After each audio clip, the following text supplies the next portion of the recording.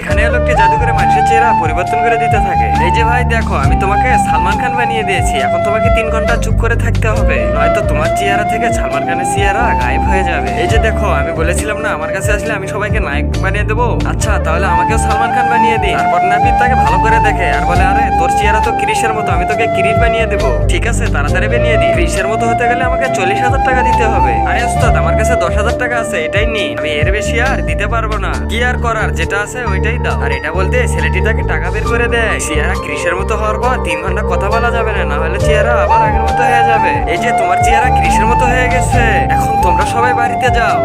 আর 3 ঘন্টা কেউ কথা বলবে না, না হলে তো তোমাদের চেহারা আগের মতো হয়ে যাবে। যাও, এখন যাও। আরে শালা, একদিনে তো 3 লক্ষ টাকা মেরে দিয়েছি, তাড়াতাড়ি এখান থেকে চলে যেতে হবে। আরে ভাইজান, আমার এই দোকান একদিনের জন্য ভাড়া নেওয়ার কারণ কি সেটা তো সন্ধ্যা হলেই বুঝতে পারবে। এখন তোমার দোকান তুমি সামলা। 1 ঘন্টা হয়ে গেল, এখন আমার সুন্দর চেহারা দিয়ে একটা ভিডিও বানাই। আরে আমার সালমান খানের চেহারা কই? মনে হয় আমার কথা বলার কারণে চেহারা পরিবর্তন হয়ে গেছে। তাড়াতাড়ি ছেড়ে যেতে হবে। আর এই ঘটনা 3 ঘন্টা পর। আরে 3 ঘন্টা তো হয়ে গেছে, এখন শাহরুখ খানের ফেস দিয়ে একটা ছবি উঠায়। আরে আমার চেহারা তো দেখি আগের মতো হয়ে গেছে, তাড়াতাড়ি ছেড়ে যেতে হবে। তারপর কি হলো এটি দেখার আগে দুটি ছবির মধ্যে আল্লাহকে ভালোবেসে থাকলে ভিডিওটি লাইক দিয়ে চ্যানেলটি সাবস্ক্রাইব করে দিন। আর যদি শয়তানকে ভালোবেসে থাকেন তাহলে কোনো কিছু করার।